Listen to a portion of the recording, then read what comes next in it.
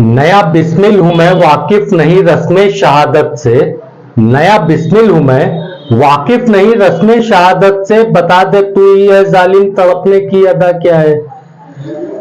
आज की तारीख में हिंदू हृदय सम्राट होना कितना आसान हो गया है। बहुत ही आसान सा रास्ता है। आप कभी भी किसी भी मिनट में या किसी भी लम्हे में हिंदू हृदय सम्राट हो सकते हैं। बस ज्यादा कुछ तो करना नहीं है आपको। करना महज इतना है कि ये अल्पसंख्यक समुदाय या अल्पसंख्यक समुदाय की जगह इसको अगर सीधे मुस्लिम समुदाय कहें तो कहीं से कोई गलत नहीं होगा। मुस्लिम समुदाय के खिलाफ आपको जो भी जहर उगलना है आप उगल दीजिए। बेशक साझी विरासत के रिश्तों को उठा के ताक पे धर दीजिए, गंगा जमनी तहजीब को उठा के किनारे कर दीजिए। चंद ही लम्हों में आप हिंदू हृदय सम्राट हो जाएंगे। आप कुछ नहीं देखना है तो आप एक छोटा सा उदाहरण हैदर अब्बास चांद का देख लीजिए, जिन्होंने एक इंटरव्यू में कुछ भी नहीं बोला मगर फिर भी महज इतना बोला कि कुछ तो है तभी तो मुद्दा उठ रहा है। तो मुद्दे तो बहुत से उठते हैं तो उसमें कुछ ना कुछ तो होता ही होगा। इसी तरीके से कई सवाल उनसे किया जा सकता है मगर चांद हैदर अब्बास साहब को हिंदू हृदय सम्राट बनना था जो आज बन चुके हैं। इसी बीच कल कल कुछ इंटरनेशनल मीडिया में एक तस्वीर जारी हुई।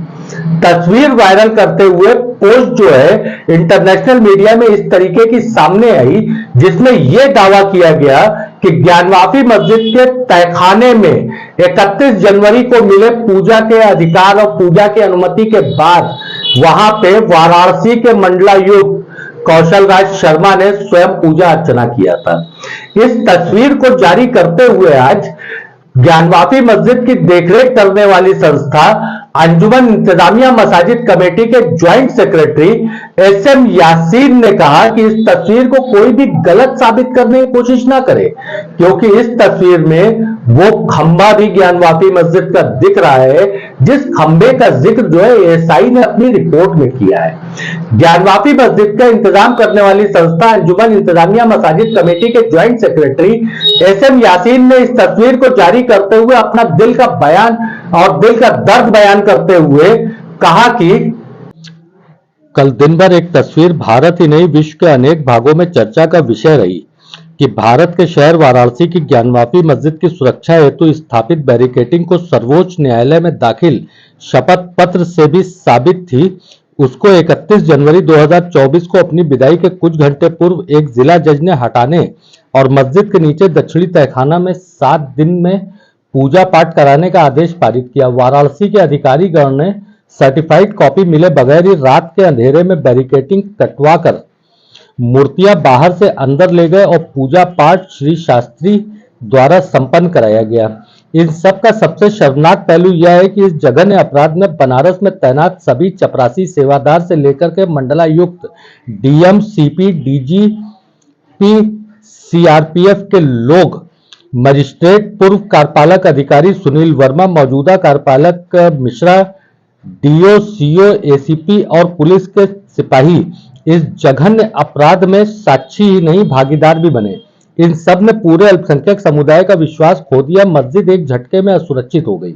अब करोड़ों के खर्च के बाद सुरक्षा का नाटक हो रहा है। इस पूजा पाठ का सबसे दिलचस्प मंजर मंडलायुक्त के सुपुत्र का सम्मिलित होना है।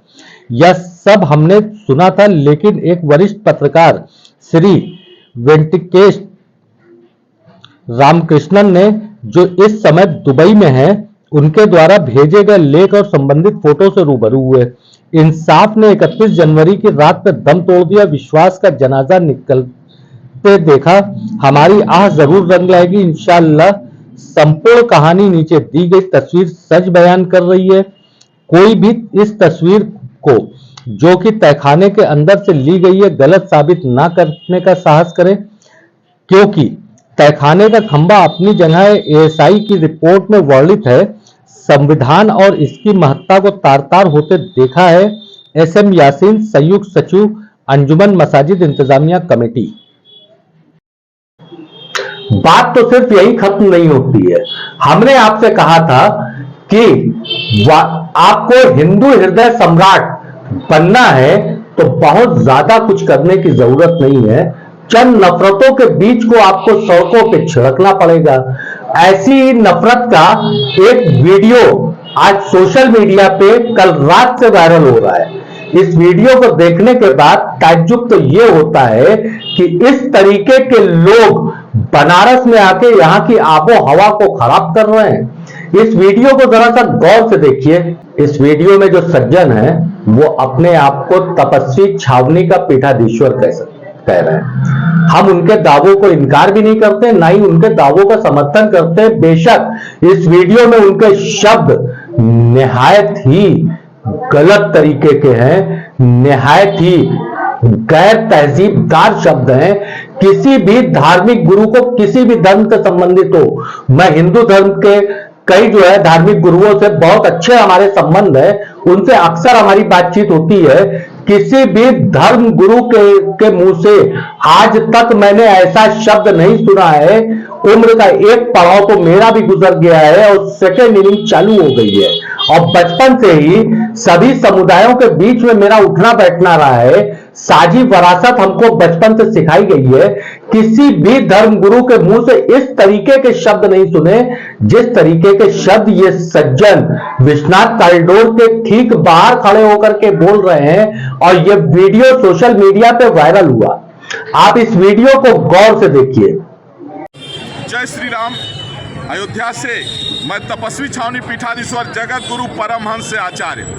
आज हमने बाबा विश्वनाथ की नगरी आज विश्वेश्वर भगवान का दर्शन पूजन हमने किया।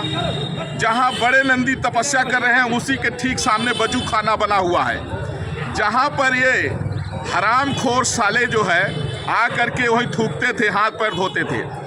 और पता लगने के बाद भी इन हरामखोरों को कोई उसको जो है तो फब्बारा बता रहा है, कोई कुछ बता रहा है। मैं जगत गुरु परमहंस से आचार्य बता रहा हूँ, आज के बाद से अगर इसको कोई मस्जिद कहा तो इतनी खाल खींचेंगे, इतनी खाल खींचेंगे कि भूसा भरने की जगह नहीं रहेगी। इन हरामखोरों को ये नहीं पता है कि नूपुर शर्मा ने वो बात कही जो इनके हदीस में, इनके ग्रंथ में लिखा है।